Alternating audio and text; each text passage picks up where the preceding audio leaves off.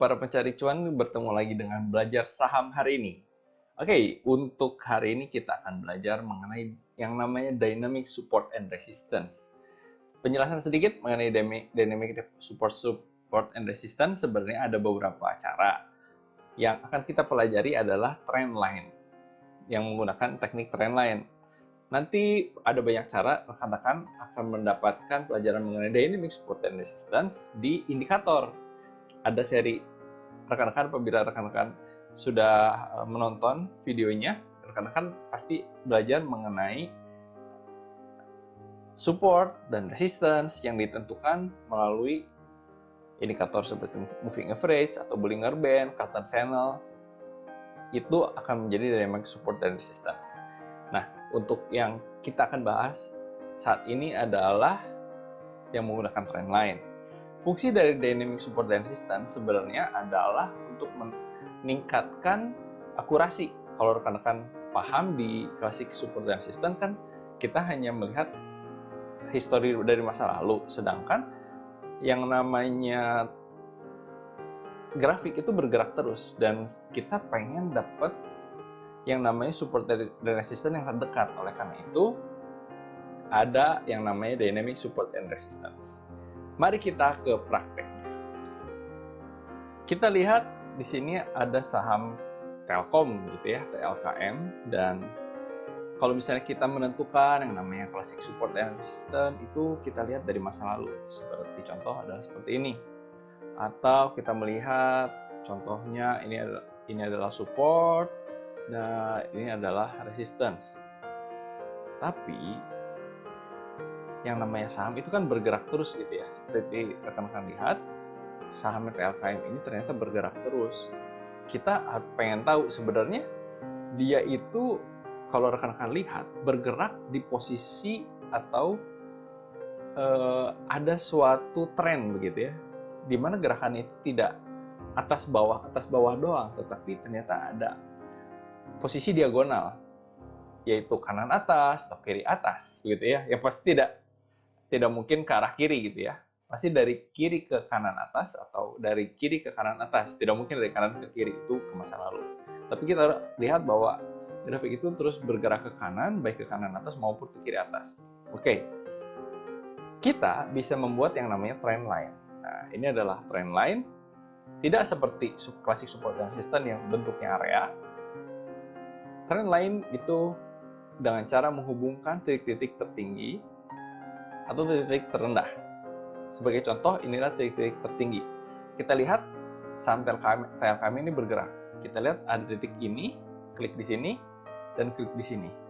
Oke, ini bisa disebut dengan sebagai trend line? Bisa, karena ini mengenai 1, 2, 3. Oleh karena itu, kita bisa pasang seperti ini. Itu adalah trend line jangka panjang. Kita lihat bahwa ternyata TLKM ini memang posisi sedang turun, dan kita lihat ternyata trend line-nya sedang turun. Jadi logikanya adalah pada saat saham TLKM ini bergerak, dia akan bergerak. Ini adalah resistance-nya. Trend line di sini fungsinya adalah resistance. Dia akan mantul di sini dan turun lagi. Karena di masa lalu dia gerakannya pun seperti itu. Mantul, turun, mantul, turun. Oke. Karena ini di masa depan kita belum tahu apakah ini trend line yang kuat, kita lihat ke masa lalu. Oke. Nah, kita ambil trend line di masa lalu. Kita ambil contoh yang di sini. Rekan-rekan, pastikan rekan-rekan bukan mengambil hanya yang paling tinggi saja, tetapi yang paling banyak kena. Nah, sebagai contoh, saya menggunakan trend line seperti ini. Nah, rekan-rekan lihat, ini adalah tren yang bagus karena bagian atasnya itu mengenai 1, ini hampir kena, berarti sudah cukup akurat. Ini kena 2 kali, ini kena sekali, dan ini kena sekali. Boleh nggak kalau misalnya saya pasang yang ini? Saya bikin trend line ini ke sini. Tidak akurat. Kenapa? Karena di sini memang kena, di sini tembus, di sini kena, di sini tembus. Ini bukan trend line. Bukan trend line yang benar. Karena itu kita hapus. Nah, ini adalah contoh trend line yang bisa digunakan sebagai resistance. dengan catatan berarti ini trend lainnya ini sedang bergerak gitu ya. Bisa bergerak ke bawah dan bergerak ke atas. Sebagai contoh, ini adalah bergerak ke bawah, yaitu posisi downtrend. Nah, rekan-rekan, kita tentukan lagi resistance ya. Nanti kita akan bahas mengenai support. Nah, ini resistance lagi. Ini ada resistance ke bawah lagi. Kita cari, nah oke, ini kita lihat posisi uptrend. Posisi uptrend. Apakah kita bisa lihat di sini yang kalau misalnya yang seperti ini terlalu tajam ya, jadi kita susah melihatnya. Oke, posisi uptrend yang cukup enak itu, coba kita lihat lagi. Posisi uptrend yang jangka panjang gitu ya. Ini downtrendnya jangka panjang ternyata, saham PLKM. Oke, di sini rekan-rekan bisa lihat di sini ternyata ada kenaikan dan posisinya uptrend. Nah, rekan bisa lihat, kita tarik garis saja. Ternyata di sini, oke, rekan-rekan harus pastikan ini adalah awal mula tren dan ini adalah akhir tren. Rekan-rekan lihat di sini cuma kena satu, tapi di sini kena dua, dan di sini ditembus sedikit, berarti ini adalah sebuah tren line, gitu ya. Di sini posisinya kembali lagi trend line sebagai resistance, dan ini adalah posisi uptrend. Oke, kita cari lagi trend line sebagai resistance. Ini adalah IHSG. Nah, kita lihat ADRO ya. Kita lihat ADRO. ADRO.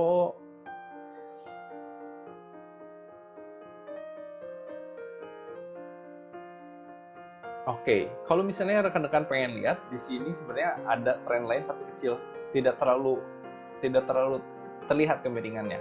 Nah, kalau pengen lihat salah satu trend line yang kecil sekali, ini adalah sebuah trend line, tapi kecil sekali. Lalu kita lihat lagi, ini downtrend kembali. Kalau downtrend, rekan-rekan bisa ambil kembali lagi titiknya posisi paling banyak. Nah, ini kena. Ya, ini adalah posisi downtrend. Bukan di sini, tapi di sini. 1, 2, dan soalnya ini lebih baik tidak kena dibandingkan tembus ya. Mana lagi? Ini juga sebuah downtrend. Nah, ini juga sebuah downtrend. Oke. Kita cari lagi di saham yang lainnya. MNCN. Oke, MNCN ini. Nah, ini adalah salah satu contoh uptrend yang bagus. Kita lihat, ini adalah sebuah garis trend line. Nah, ini garis trend line. Oke. Sebuah garis trend line. Oke, kita coba untuk meramal masa depan ya dengan cara garis trend line. Oke, kita bisa lihat di sini juga ada garis trend line. Nah, seperti ini. Hubungkan saja. 1, 2, 3. Nah, ini garis trend line. 1, 2, 3. Ini garis trend line-nya. Oke. MNCN, posisi sekarang sebenarnya sedang naik, guys. Oke. Nah, rekan-rekan bisa lihat kena 1, 2, dan 3. Apakah ini garis trend line? Ya, ini adalah garis trend line. Tetapi, kembali lagi, ini hanya prediksi. Kalau misalnya rekan-rekan lihat, MNCN ini turun, nanti dia akan mentok ke atas, mentoknya hanya sampai di sini, kurang lebih, gitu ya. Tapi, kenapa disebut dengan dynamic? Karena dynamic itu berubah-ubah gitu ya, tidak fix. Dynamic itu tidak fix, atau fix itu kan tetap gitu. Kalau dynamic itu bisa berubah-ubah. Jadi, kalau rekan-rekan lihat, kalau misalnya saham ini posisi sedang naik nih, sedang saya gambarkan menggunakan garis gitu ya. Ini posisi sedang naik. Untuk besok mentoknya ini cuma di sini, oke? Tetapi beda kalau misalnya saham itu bergerak di hari besoknya, dia naiknya beda. Nah, oleh karena itu resistensinya pun berubah, ikut naik, oke? Itu fungsi dari dynamic support, dynamic resistance, oke? Sekarang kita lanjutkan ke yang namanya dynamic support, oke? Ada saham Antam nih, saham favorit kita semua. Kembali lagi, support itu adalah sebuah hal yang menahan grafik itu untuk tembus ke bawah gitu ya. Nah, support di sini rekan-rekan bisa lihat garis trend line ke atas. Nah, supportnya di mana? Di sini. Nah, ini adalah garis trend line untuk supportnya. Tembus dikit nggak apa-apa, tapi ini garis support. Garis resistensinya di mana? Nah, ini sebuah garis resisten bisa, tapi rekan-rekan bisa bilang ini adalah garis, ini bukan garis support, garis resisten yang kuat, karena tidak membentuk sebuah garis yang bagus gitu ya. Oke, ini adalah sebuah support. Nah, rekan-rekan bisa lihat ini adalah garis support karena terkena trennya, terkena beberapa candlestick 1, 2, 3, 4 gitu ya. Ini garis support. Nah, itu adalah garis support. Untuk turun kita coba lihat ini untuk garis naik. Oke, garis turun. Ini garis naik, garis turun. Oke, garis turun rekan-rekan bisa lihat seperti ini. Nah, ini adalah sebuah garis support, tapi ini tidak akurat. Kita cari lagi yang kita bisa prediksi dengan baik. Nah, ini ada garis support untuk posisi downtrend. Nah, seperti ini. Kalau misalnya pada saat kita di sini kita sudah bikin garis support, kita bisa lihat ternyata di masa depan candlestick, misalnya kita tentukan di tanggal 29 November 2019 nih. Ini adalah garis supportnya gitu ya, terkena, dan terkena. Pada saat dia naik dan turun lagi, ternyata kurang lebih garis support. Gitu. Berarti kita bisa menentukan masa depan. Kita tentukan lagi misalnya, nah sekarang kita praktekkan bagaimana kita menentukan support di masa depan dan resisten masa depan. Oke, kalau misalnya kita perhatikan di sini ada support. Nah, di sini ada support, berarti pada saat dia nanti naik, karena ini kan sudah kena sekali, 2 kali, 3 kali. Ini adalah support yang cukup bagus ya. Trendline yang cukup bagus, maka dia akan kena di sini lagi. Bagaimana dengan resistance? Resistance-nya kurang lebih di sini. 1, 2, 3 gitu ya. 1, 2, 3. Nah, nanti rekan-rekan kalau sudah bisa membuat trendline ini, rekan-rekan nanti kita akan belajar mengenai pattern atau bentuk dari sebuah grafik. Rekan-rekan bisa lihat, ternyata bentuk sebuah grafik tertentu gitu ya. Nanti kita akan belajar mengenai pattern gitu ya, chart pattern. Ini adalah support, ini resistance-nya. Semakin lama ternyata semakin menyempit dan dia nanti akan turun. Oke, ini adalah garis resistance. Kita buat lagi mengenai support ya di grafik saham yang lain. Nah, rekan-rekan bisa double klik. Bagaimana dengan sideways? Oke, sideways juga sebenarnya menunjukkan tidak ada tren. Oleh karena itu,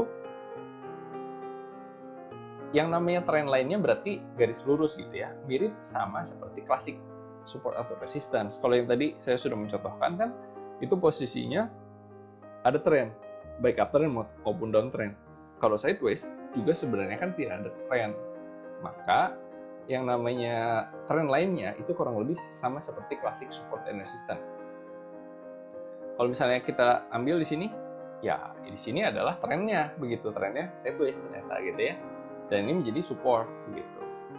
Tetapi kalau misalnya klasik kita akan perbesar, nggak cuma satu garis tapi area. Nah, seperti ini supaya lebih akurat.